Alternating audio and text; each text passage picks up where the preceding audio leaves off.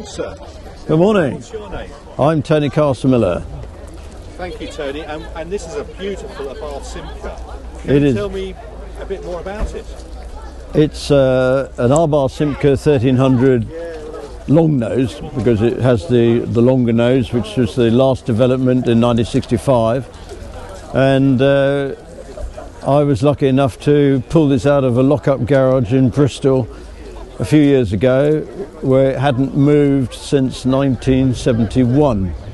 And we've rebuilt it at my business, Middle Barton Garage, and here we have the finished article. And this is the very last development by Abarth using the Simca chassis. And the raison d'etre for that was that Abarth was given the job by Fiat to develop the Abarth Simca brand to push Simca, because Simca had become part of the Fiat empire in about 1960, and they produced fantastic cars. These won the World Championship, but sadly it didn't do an awful lot for Simca, and Fiat got rid of Simca in 1965, and the whole Abarth Simca project stopped dead. And this is the very last development. This is one of the very last cars. So did she see competition? We don't know. That this car was bought from the Abarth dealer in the UK in 1969, and it's a competition car with all the lightweight glass or plexiglass and the big wheel arches and all the rest of it, but we don't have any knowledge of what, if anything, it did in the period. It may have raced, we just don't know, but it's a full competition standard car with all the right bits on it.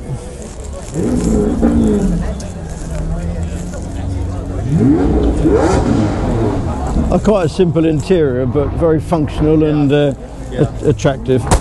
Well, the original engine was a chain-driven Abarth, 100% Abarth engine. It didn't use any Simca components whatsoever.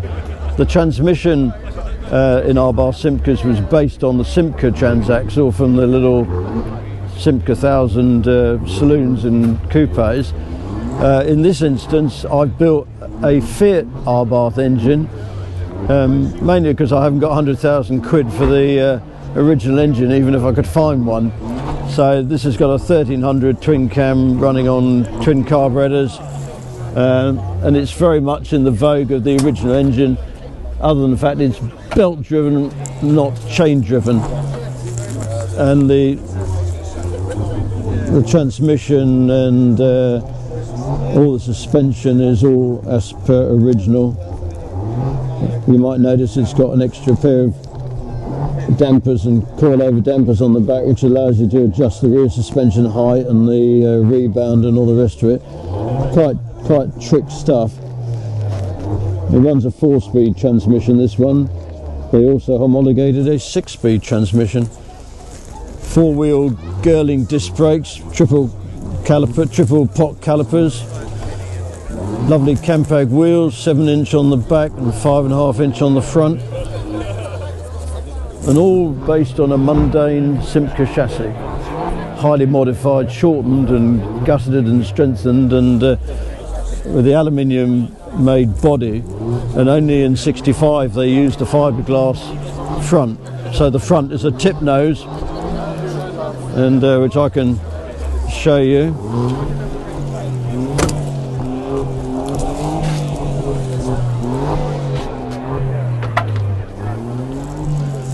And this was only for the last season.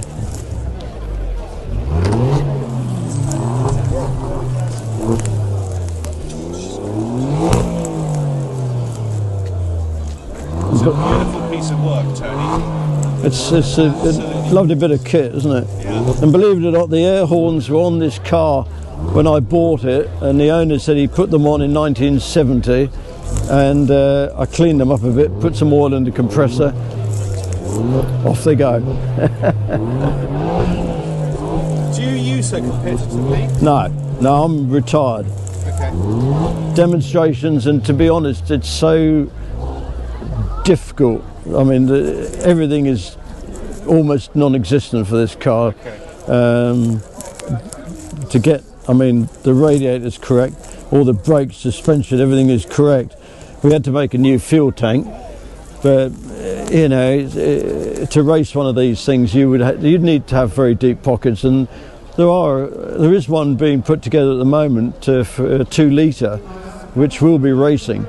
A chap called Michael Gantz has it, and Wolf Racing prepare the car. It's absolutely fabulous, and that is a Longnose like this, a red one, and I believe it has 214 horsepower at the backside, whereas the 1300s have a mere 150 odd. That's enough, isn't it? It's more than enough. Yeah. They're a very fast car, and it weighs about 650 kilos, so, and it's super slippery. You notice it still uses the Zagato type door handle, you know, which is lovely, isn't it? Isn't that beautiful? Yes, sculpturing. Beautiful. Yeah.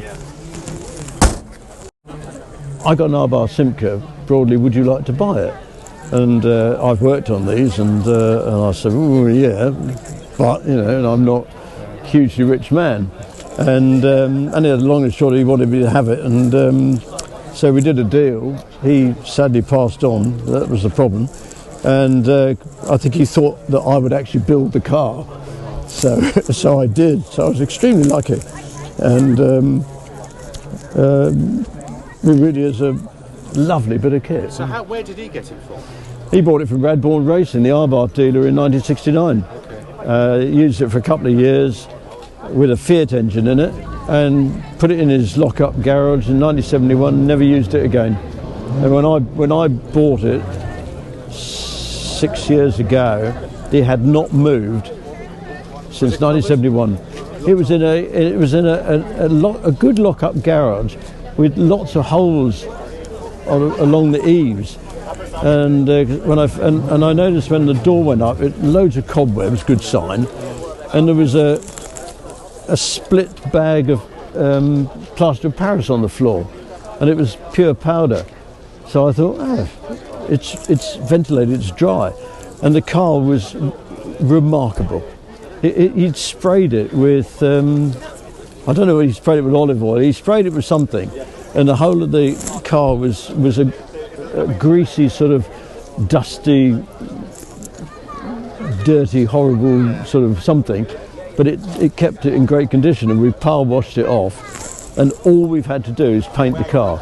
There was no rust on it at all, which is brilliant, you know. So very lucky find. Fantastic, and he was a lovely bloke. He knew all about them, but sadly he ran out of time. So I did get him to see the car. We took it to the historic motor show, racing car show, 3 or 4 years ago, when it was kind of looking like a car. It wasn't finished, and I reunited him with it, and it was good fun. But yeah, sadly he never got to drive it, but yeah, it was a very, very lucky find. I'm so glad that he contacted me. Tony, thank you so much for sharing your car with me. Pleasure.